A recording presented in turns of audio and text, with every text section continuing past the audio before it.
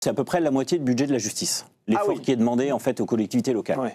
Alors là, j'aurais tendance à vous dire, on est vraiment dans un débat assez classique de la vie politique française dans lequel le contribuable est finalement entre le marteau et l'enclume. C'est-à-dire qu'on a d'un côté l'État qui nous dit « Ah ben moi je peux pas trop faire d'efforts, j'en fais déjà beaucoup ». On a les collectivités locales qui nous disent, et c'est pas les plus mauvais gestionnaires, hein, mais qui disent « Je veux pas faire d'efforts ». Et après on dit la dernière sphère, la protection sociale, ah ben non, c'est trop compliqué d'y toucher. Moi j'ai envie de dire, très simplement, il suffit de regarder la cartographie de la dépense publique française pour en fait, je crois, avoir une meilleure vision des choses.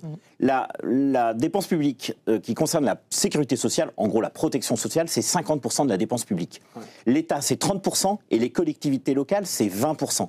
Donc c'est-à-dire qu'en gros, les collectivités locales sont à l'origine de 20% de la dépense publique et on leur demande un effort sur donc, les 40 milliards qui sont demandés d'à peu près 12,5%. Donc c'est injuste aussi selon vous ? Je ne trouve pas que ce soit injuste. Moi je pense qu'il faut faire absolument des efforts à toutes les strates justement de l'État, des collectivités locales et de la sécurité sociale parce que sinon le contribuable regarde le match en disant les pouvoirs publics se renvoient la balle en disant c'est pas de ma faute.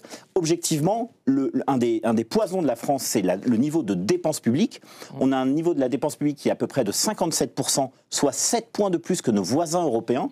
Et là, je vais vous donner un autre chiffre, c'est à peu près 200 milliards. Donc vous voyez, on a à peu près 200 milliards d'écart par rapport à nos voisins européens.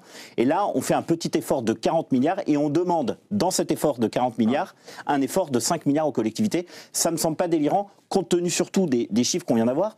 C'est-à-dire qu'on voit que depuis les 8 premiers mois de l'année, l'augmentation importante des dépenses de fonctionnement, c'est à peu près 6%. Au niveau des collectivités locales, et de l'investissement, c'est 11%. Donc on voit quand même qu'il y a une dérive des dépenses des collectivités locales. Je crois qu'il faut y mettre un terme. Mais ce n'est pas la première fois que les collectivités locales doivent se serrer la ceinture. J'ai l'impression que c'est un sujet qui revient quand même chaque année sur le devant de la scène. Et puis c'est très juste, mais ce qui m'embête un peu dans le discours souvent des élus, c'est que je crois qu'il nie un peu le problème en disant en gros on ne peut pas faire d'efforts et donc du coup l'effort ne doit pas peser vraiment sur nous. On a un rapport de la Cour des comptes qui est sorti la semaine dernière qui nous dit que les collectivités locales ont 3 axes vraiment de progression. 1, le nombre de fonctionnaires, c'est un secret pour personne, que le nombre de fonctionnaires a explosé dans les collectivités locales, plus 44% en 25 ans. C'est 6% au niveau de l'État et à peu près 34% au niveau de la protection sociale. Donc je veux dire, ceux qui ont massivement embauché, pour ne pas dire trop embauché, ce sont quand même les collectivités locales, vous l'avez dit tout à l'heure, pour une commune, c'est à peu près plus de 50% de son budget.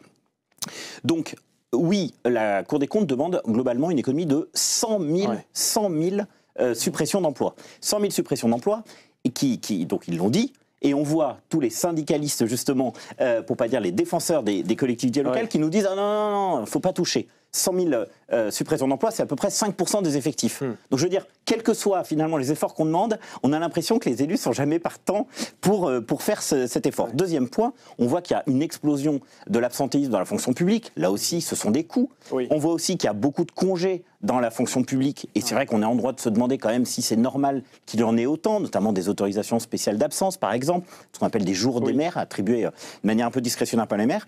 Et puis, troisième axe d'amélioration, c'est le partage des bonnes pratiques, où là, la Cour des comptes nous dit, en gros, sur la politique des achats, on pourrait quand même mutualiser les forces, ou en tout cas essayer d'échanger bonnes pratiques pour optimiser les coûts.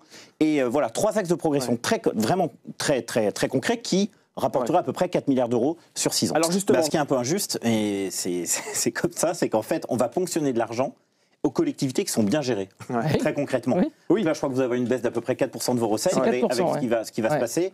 Vous allez avoir un peu moins de reversement de TVA. Parce qu'en fait, ce qu'il faut bien comprendre, c'est que la TVA est devenue aujourd'hui une source majeure de financement pour les collectivités locales. Là, c'est le fonds de compensation de la taxe sur la valeur ajoutée dont vous parlez. Exactement. Plus un écrêtement de la dynamisation des versements de TVA. Bon, tout ça est un peu compliqué. Tout ça est un peu compliqué, mais c'est juste pour comprendre que la TVA, contrairement à ce qu'on peut penser de loin, est un outil extrêmement important pour les collectivités locales.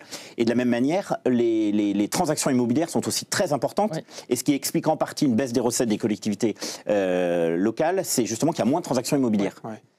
Et ça, pour le coup, ça pèse, il faut bien le reconnaître, dans les budgets. Pour rebondir sur ce que vous disiez, sur justement ces économies, ça représente jusqu'à 2% des dotations que les collectivités territoriales peuvent recevoir. On se dit, sur le papier, pour les gens qui nous regardent, 2%, c'est pas énorme. C'est pas énorme. C'est comme, très simplement, quand on regarde l'effort qui est demandé au pays, c'est-à-dire donc les fameux 40 milliards, sur les 1600 milliards de dépenses publiques, on est aux alentours d'à peu près 2,5%.